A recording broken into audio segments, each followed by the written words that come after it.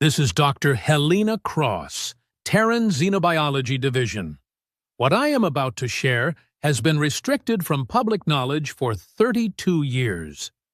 The events of the first galactic tournament fundamentally changed how every species in the known universe views humanity. I was the chief medical officer assigned to the human delegation. I watched everything unfold. I treated the injured. I read the autopsy reports. And I understood, perhaps better than anyone, why the galaxy now fears us. This is Case File 891. This is the story of why humans are banned from galactic combat sports. It began with an invitation. The Nexari Confederation, the dominant military power in the Orion sector, hosted a tournament every 50 cycles. Species from across the galaxy sent their greatest warriors to compete. It was part sport, part diplomacy, part intimidation display. For 3,000 years, the Nexari had dominated. Their champions were legendary. No species had defeated them in over 200 tournaments. In 2261, they invited humanity to participate. We had only been part of the galactic community for 30 years. We were considered a minor species, unremarkable, primitive. The invitation was not an honor. It was an insult. The Nexari wanted to humiliate the newcomers. They wanted to show the galaxy that humans were weak, fragile, insignificant. They expected their champions to crush our fighters within seconds. The Federation Council debated whether to accept. Many argued we should decline. Why embarrass ourselves on a galactic stage? But Admiral Chen Wei, the hero of the Virathi campaign, made a different argument. "Let them underestimate us," she said. "Let them think we are weak, and then let us show them what a death world produces." The council approved a team of 5 fighters. I was assigned to monitor their health and document the medical outcomes. I had studied xenobiology for 20 years. I thought I understood how humans compared to other species. I understood nothing. The first thing you must understand is what Earth actually is. The galaxy classifies planets by habitability ratings, Class 1 through Class 10, with Class 1 being paradise worlds and Class 10 being environments too hostile for any known life. Most spacefaring species evolved on Class 1 or Class 2 worlds. Low gravity, stable climates, minimal predators, abundant resources. Earth is classified as Class 7. Our planet has a gravity of 1 g. That might not sound significant until you realize that the galactic average for inhabited worlds is 0.4 g. We evolved under 2.5 times the gravitational pressure of a typical species. Our bones are not bones. They are compressed calciumite structures denser than most construction materials.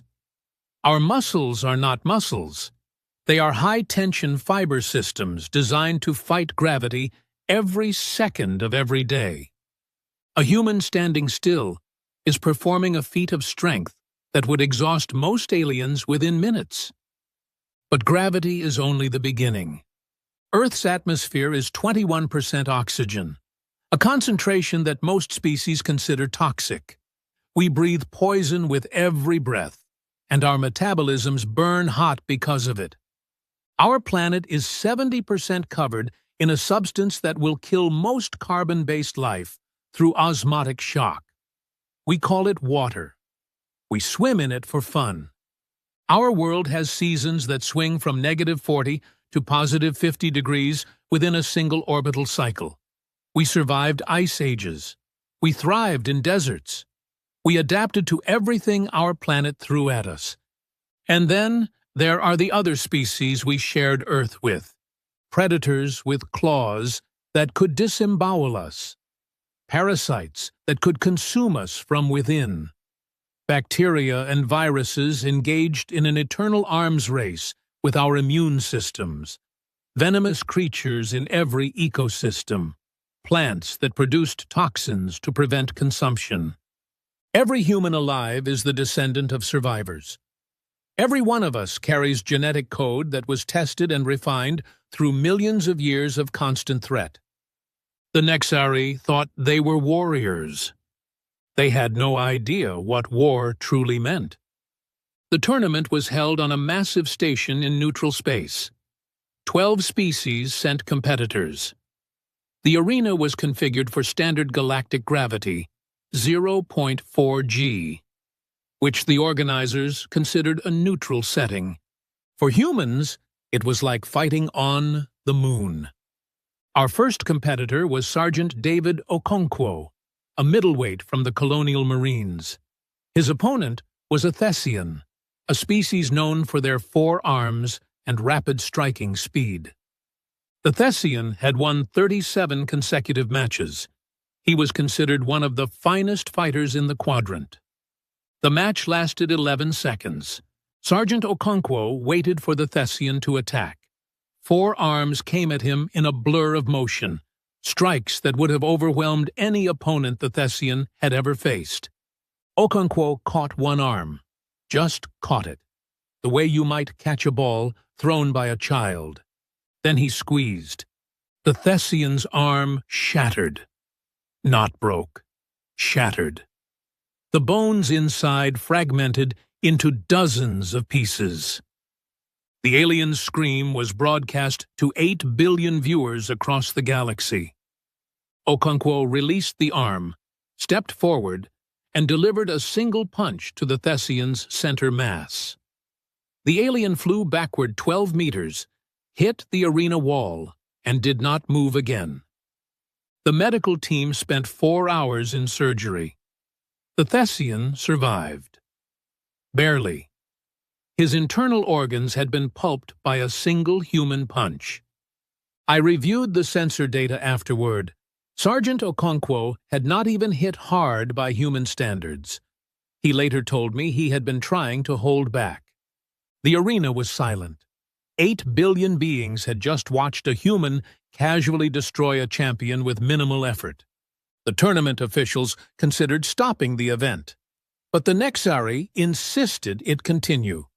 They believed the first match was a fluke. Their champions would restore order. The second human fighter was Lieutenant Yuki Tanaka. Her opponent was a Vor, one of the feared hunter species. The same Vor who had learned to avoid human space after the Meridian incident.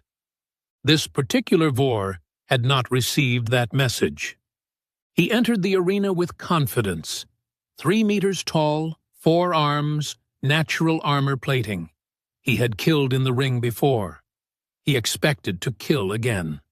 Lieutenant Tanaka was 160 centimeters tall.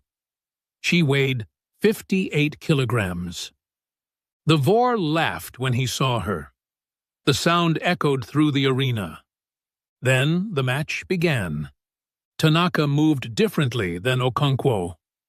Where he had been patient and economical, she was a blur of motion. The low gravity that made humans strong also made us fast. Faster than anything the Vor had ever encountered. She was inside his guard before he could react. Her elbow connected with his knee joint, one of the few weak points in Vor anatomy. The joint bent the wrong way. The Vor stumbled. Tanaka was already moving. A palm strike to the throat. A knee to the midsection. An elbow to the temple. Each blow was precise. Each blow was devastating. The Vor collapsed in 9 seconds. He would spend 6 months in a medical tank, regrowing organs and bones. Lieutenant Tanaka had not been breathing hard. After the second match, the tournament medical staff requested a meeting with me. They wanted to understand what they were seeing. Their instruments must be malfunctioning. The force readings could not possibly be accurate. I showed them the data from human baseline tests. Grip strength, bone density, muscle fiber composition, oxygen metabolism rates. The chief medical officer, A Salenthri with 4 centuries of experience stared at the numbers for a long time. "These are your average readings?" he asked. "These are our athletes," I replied, "our soldiers and competitors. Average humans would show perhaps 70% of these values. And your strongest individuals?" I pulled up the data from human strength competitions, powerlifters, strongmen, the genetic outliers who pushed human capability to its limits. The Salenthri made a sound I had never heard from his species before. I later learned it was an expression of existential dread. "You should not exist," he said quietly. "No species should be able to generate these outputs. The energy requirements alone would require a high oxygen atmosphere and a constant high-gravity resistance load," I finished.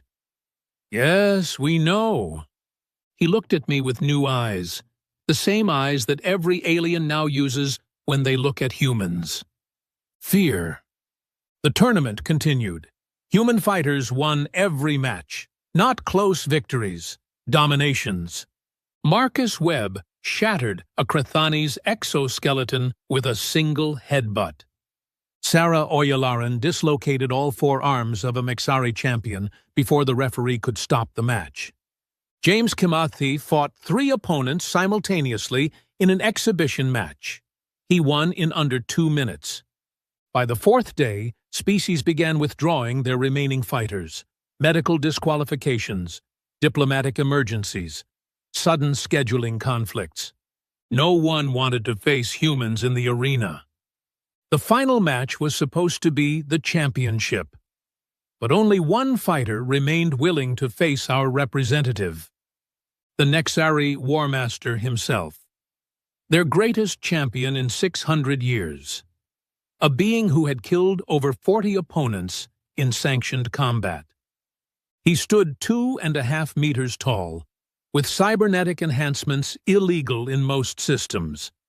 His bones had been reinforced with metallic alloys. His muscles had been surgically augmented. His nervous system had been accelerated to provide superhuman reflexes. By galactic standards, he was a monster, the pinnacle of engineered combat capability.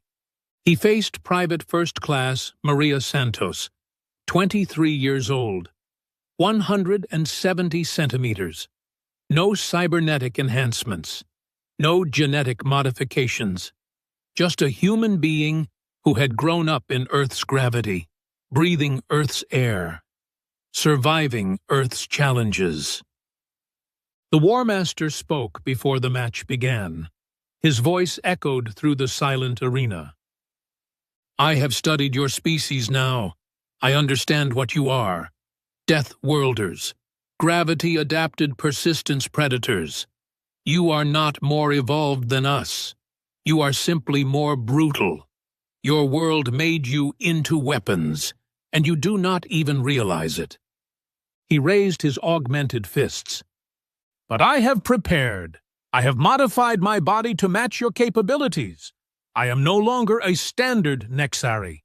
I am something new, something that can face a human and survive." Private Santos said nothing. She simply waited. The match began. The War Master was fast, faster than any unmodified alien we had faced. His cybernetics had indeed closed the gap significantly. He landed the first blow, a strike to Santos's ribs that would have killed a normal Nexari. Santos grunted. She did not fall.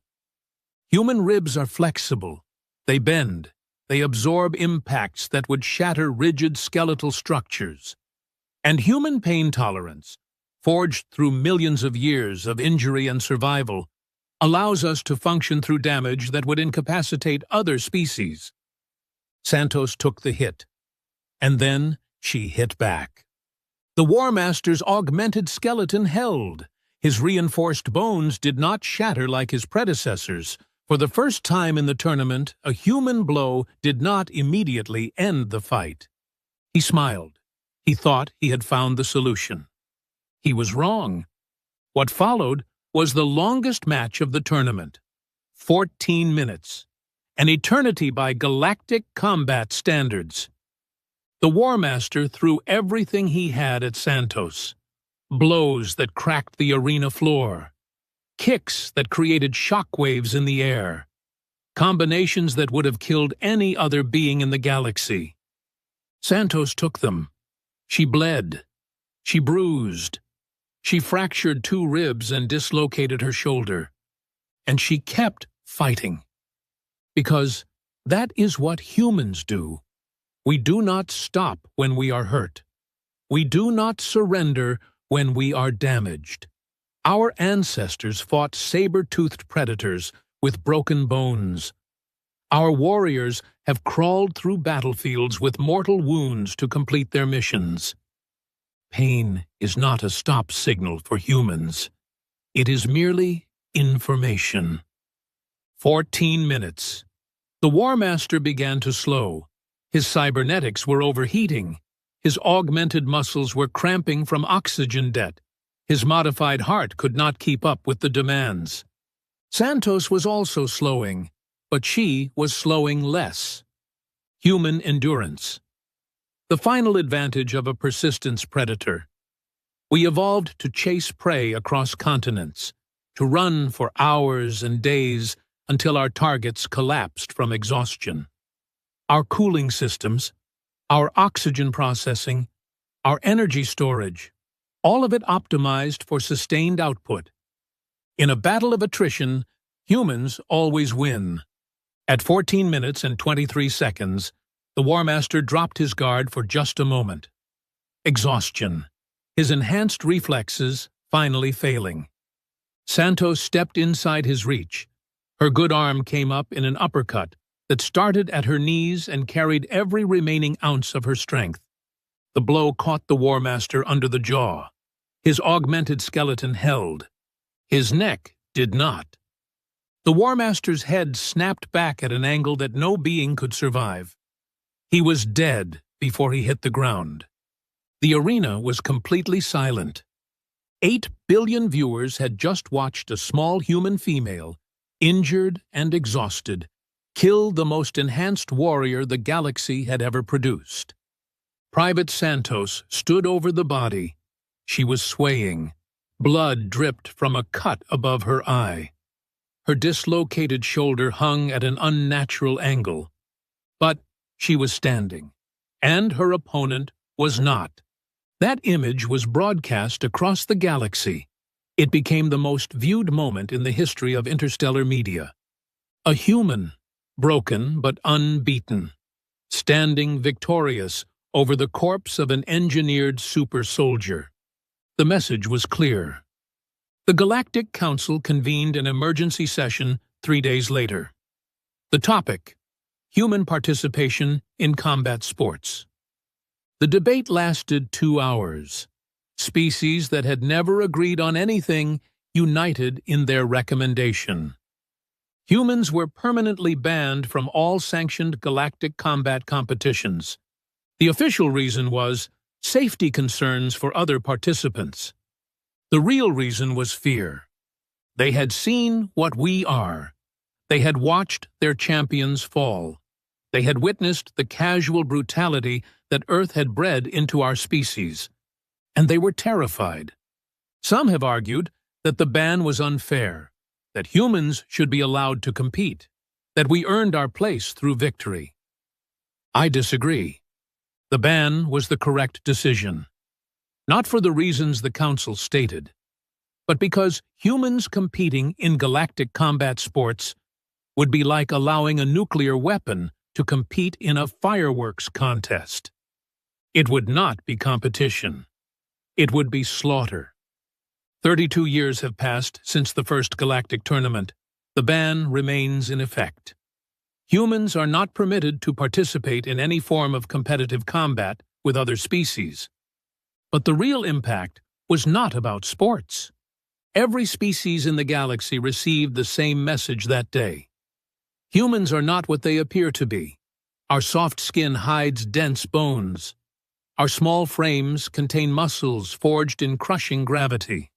Our friendly smiles mask the instincts of apex predators. We walk among them now, traders and diplomats and tourists. We smile and shake hands and discuss philosophy and art. And every alien who meets us remembers the tournament. They remember the Thessian's arm shattering. They remember the Vor collapsing. They remember Private Santos standing over the War Master's corpse. They look at our small bodies, and they wonder what we could do if we ever stopped holding back. That is the true legacy of Case File 891. Not a sports victory, not a band competition. A reminder. Humanity evolved on a death world. We are built for survival. We are designed for violence. Every cell in our bodies carries the legacy of millions of years of brutal natural selection. We choose to be peaceful. We choose to be diplomatic. We choose to settle our differences with words instead of fists. But if that choice is ever taken from us, the galaxy has seen what happens then. This is Dr. Helena Cross signing off. Case File 891 is now closed. We are banned from their games. But we were never